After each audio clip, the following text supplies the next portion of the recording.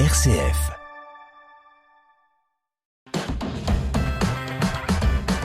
RCF. Vitamine C, Christopher Fausten. Bienvenue dans Vitamine C, le magazine des chrétiens qui se bouge. Ce dimanche 29 septembre est la 110e journée mondiale du migrant et du réfugié. Le thème cette année, Dieu marche avec son peuple. Le message du Saint-Père met l'accent sur la dimension itinérante de l'Église avec une attention particulière pour les frères et sœurs migrants qui sont une icône contemporaine de l'Église en marche. On en parle dans ce magazine aujourd'hui avec notre invité du jour, Denis Renaud. Vitamine C, RCF. Denis Renaud, qui était auparavant délégué diocésain à Châlons pour la pastorale des migrants et désormais diacre accompagnateur. Bonjour Denis Renaud. Bonjour Christopher. Alors je le disais il y a quelques instants, auparavant délégué diocésain, puisque on a une nouvelle délégué diocésain. Oui, alors avec joie, depuis le 1er septembre, nous avons la sœur Assumpta Gala, oui, de la communauté de Saint-Mémy, des sœurs de Saint-Mémy, de l'Annonciation, une burkinabé. C'est elle maintenant la déléguée à la pastorale des migrants. Moi je suis, comme tu l'as bien dit, je suis le diacre accompagnateur de cette pastorale. Donc une petite équipe pour entourer Sœur Assumpta dans cette pastorale des migrants du côté de Châlons et notamment pour accompagner les migrants tout au long de la journée et pour animer cette journée mondiale du migrant et du réfugié le 29 septembre prochain. On va commencer, Denis Renaud, par une évidence et pour éviter de parler sur des clichés, quelle définition précise donne-t-on d'un migrant, d'un réfugié ? Alors, derrière le terme migrant, il faut voir plusieurs aspects, à savoir que le terme migrant, c'est plutôt un terme générique. D'accord. Parce que ceux qu'on appelle les migrants, ils peuvent être des réfugiés, ils peuvent être des demandeurs d'asile, ça peut être des personnes déplacées, des personnes déboutées, ce sont aussi des étudiants, ce sont aussi des expatriés, des sans-papiers, des étrangers. Ce sont surtout des étrangers. Et concernant justement le territoire, si on prend comme exemple le territoire du diocèse de Châlons ou peut-être plus localement Châlons-Champagne, est-ce qu'on constate que les migrants, les réfugiés sont en augmentation sur notre territoire ? Comment ça se passe ? Quelle est la situation, Denis Renaud ? Alors, depuis un an, pratiquement, nous voyons arriver sur Châlons, mais aussi en France, beaucoup moins de migrants. Les conditions de vie deviennent très difficiles. La peur peut-être aussi freine la traversée de la Méditerranée pour nos frères venus d'Afrique, par exemple. Donc, mais l'avenir se complique pour cette population qui a fui leur pays d'origine pour essayer de trouver un meilleur avenir ailleurs. Et pour nous, ici en France et ici à Châlons. Denis Renaud, chaque année, la journée mondiale est centrée sur un thème nouveau. Quel est celui de cette année 2024 ? Alors, le thème proposé par le pape, ce que le pape fait chaque année, cette année, le thème est « Dieu marche avec son peuple ». Est-ce qu'on peut expliquer un petit peu ce choix de la thématique pour cette année 2024 ? Voilà, alors, Dieu marche avec son peuple. Quand on est en présence des migrants, nous sommes frappés très vite par leur foi. Ce sont des personnes qui ont fui leur pays pour diverses raisons et ils sont en route pour un avenir meilleur. Ils cherchent le bonheur. Nous-mêmes, nous, les gens du cru, les gens d'ici, on veut tous aussi une belle vie, une bonne vie. Nous cherchons aussi le bonheur. Nous voulons avoir une bonne vie. Et en fait, l'Église, mais avant l'Église, le Seigneur nous propose justement ce bonheur. Et c'est là qu'il y a une similitude entre cette démarche des migrants qui partent à la conquête de ce bonheur, et nous-mêmes, les croyants, où nous marchons vers une terre promise. Et eux, leur terre promise, tout de suite, pour ceux qui arrivent à Châlons, c'est la France. Certains veulent absolument rester, surtout à Châlons, parce que ils ont trouvé des amis, ils ont trouvé un certain accueil. Et nous pouvons voir en eux des frères très proches, au niveau de la foi déjà. Oui. Ils ont tous les migrants que j'ai rencontrés jusqu'à maintenant, ils se disent tous croire en Dieu. Certains disent on croit à quelque chose, mais il y a quelque chose. Pour eux, ça fait pas de doute. Dieu est avec eux. Dieu les a accompagnés sur leur chemin d'exil, comme Dieu nous accompagne nous-mêmes, nous chrétiens, sur notre chemin de vie, depuis notre naissance jusqu'à notre entrée dans la vie éternelle, notre entrée au paradis, nous l'espérons.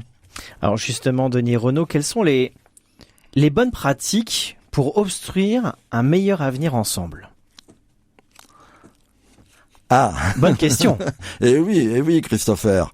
Je pense, puisque nous sommes tous sur un même chemin, un même chemin de quête de ce bonheur, il me semble, nous pensons déjà à nous-mêmes, bien sûr, mais surtout à nos proches, à nos familles, à nos frères.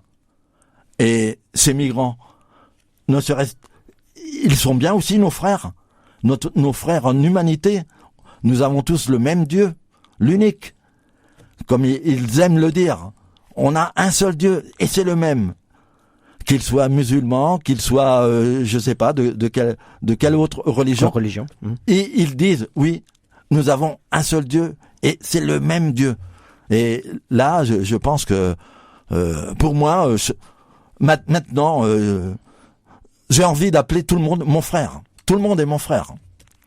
Alors, quelles sont les initiatives, Denis Renaud, dont vous avez connaissance au niveau diocésain? Qu'est-ce que vous menez à la fois à l'occasion de cette journée du 29 septembre, mais même, j'ai envie de dire, tout au long de l'année, parce que entre guillemets, on célèbre cette journée le 29 septembre, mais on accompagne les migrants, les réfugiés tout au long de l'année. Quelles sont les initiatives du côté du diocèse de Châlons, Denis Renaud?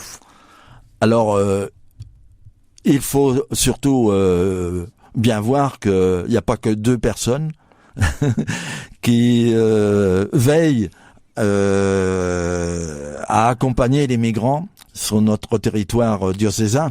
Non, sont actifs des personnes dans certaines paroisses, dans des paroisses. Mais il y a aussi présent surtout le Secours catholique, qui a un rôle très très important ici sur le territoire. Sur le territoire.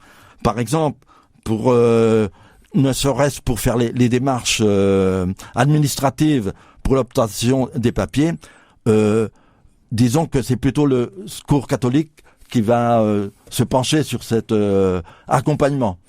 Et là, je pense que beaucoup de personnes sont